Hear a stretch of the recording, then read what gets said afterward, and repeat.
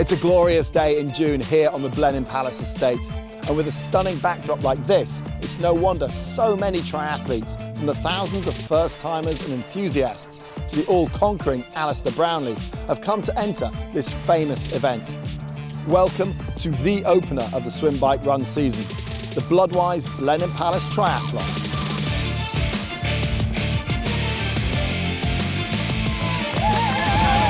When you come to Blenheim, you're standing in the heart of the nation's history. Sir Winston Churchill was born in the palace, and the estate itself is a UNESCO World Heritage Site, with closed roads and amazing views on every turn of the pedal and every step of the run.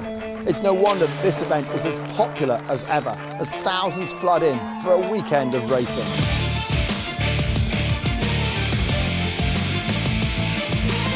But it's not just about this magnificent location, it's about a short, sharp elite race too. And Blenheim hosts one of the most high-octane pro races on the calendar. Many of Britain's best triathletes are preparing to battle it out. And in the men's race, Alistair Brownlee, the reigning Olympic champion, will be hoping to add another Blenheim title to his CV.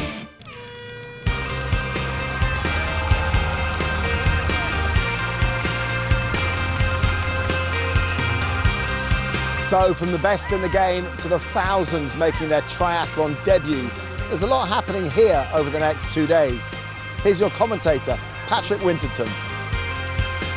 Located just a few miles from Oxford and within easy reach of London, Blenheim Palace couldn't be in a better position for a big event. And the Duke of Marlborough's home, along with Capability Brown's landscape, provide a backdrop that draws people from far further afield than the capital city. For one weekend a year, this incredible location is turned into the setting for a triathlon that welcomes everybody. Most of the 7,000 competitors bringing families, friends, supporters, creating a buzzing atmosphere and a great day out. With various distances and formats, the weekend caters for kids, for mums, dads, first-timers, Olympic medalists, Olympic champions, and hundreds of heroic fundraisers. This year has attracted Spice Girls and Spin Doctors, rookies and relay teams, and a world record setter. Competitors, according to their category, start in waves, 39 of them over the weekend, and everyone gathering at the Palace Lake for a briefing before the off. And most racing the sprint distance, which means that the first stage is a 750-metre point-to-point swim. After this, there's the famous 400-metre uphill run into the first transition. And then the start of the 3-lap, 20-kilometre bike course on closed roads, all within the confines of Blenheim Estate. And then it's back to the transition, rack the bike and head out on a 2-lap, 5-kilometre run to glory. For the thousands who've come back and the thousands of first-timers here, it's a memorable and often emotional moment.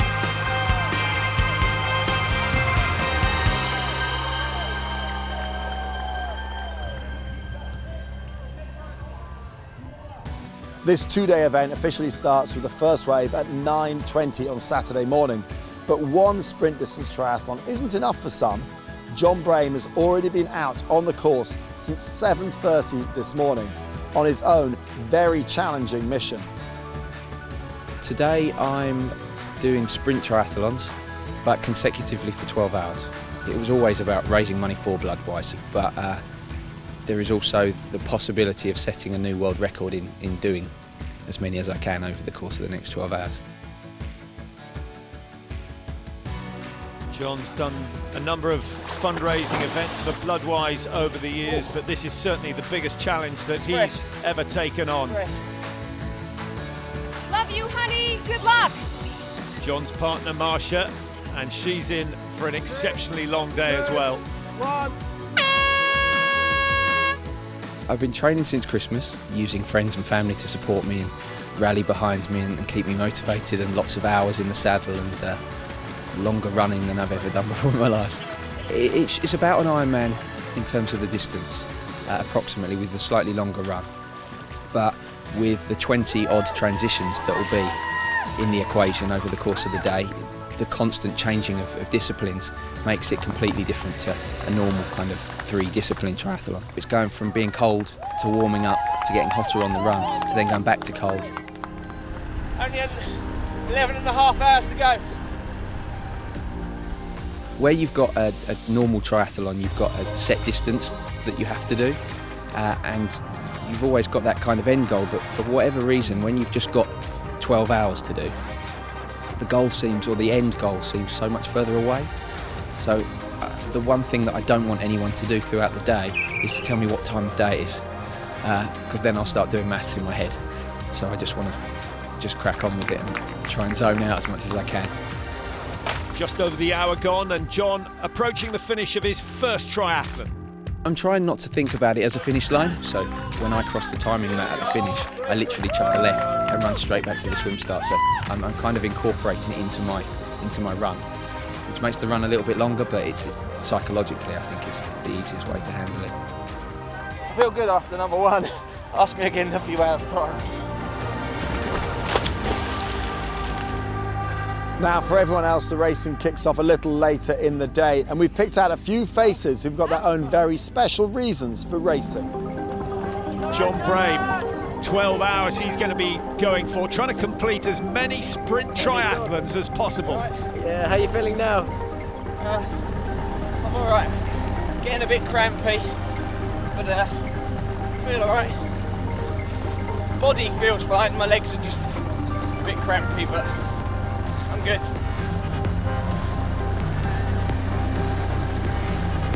Quite hard being passed by lots of people. Yeah, I'll get used to it. And his friend Mel C, otherwise known as Sporty Spice, out on the course as well. He said, come and support me. And I was like, cool, do you want me to do it? And he went, yeah, come on then. And I've always wanted to do Blenheim, although I feel the most unprepared, the most unfit I've ever been in this scenario. But it's such a wonderful sport. It's just nice to be back and feeling the buzz again. So Mel on her bike, away to go for her. Alistair Campbell. It's fantastic. It's such a beautiful course. It makes it feel a bit more leisurely. So you need to keep remembering to be a bit more competitive. And here comes the finish from Mel C. Plenty of spring in those legs. But I think I did well. I'm proud of myself. And now she can get out on the course and support this man, John Brame, who is just going and going and going. Finishes one, starts another. The urgency from the first couple of sprint triathlons has gone, and now it's a case of looking after that body that is starting to suffer.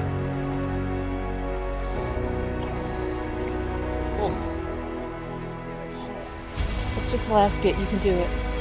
Seems like a long way from here. No, it's not.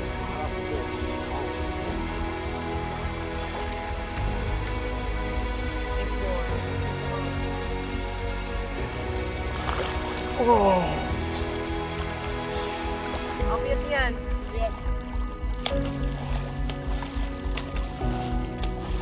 Well, what a fantastic effort from John Brame. 12 hours on the go. Yay! You okay?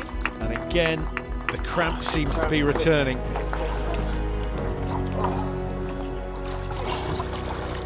Right, which foot is it in? John's got one on. Well, they've got a little time to sort him out and try and get him back on the bike. Certainly at this stage, hoping to complete 7 full sprint triathlons. The run on this 7th one may be tricky.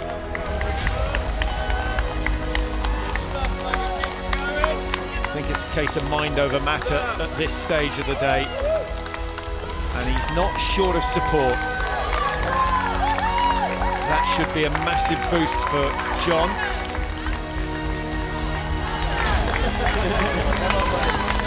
He's still got the energy to smile, and I think he's going to remember this day fondly. Be interesting to see whether he comes back to try it again.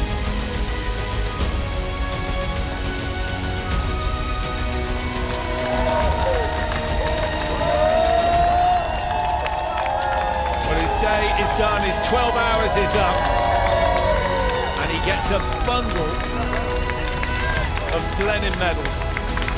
I'm looking forward to dinner now. Dinner and some proper food.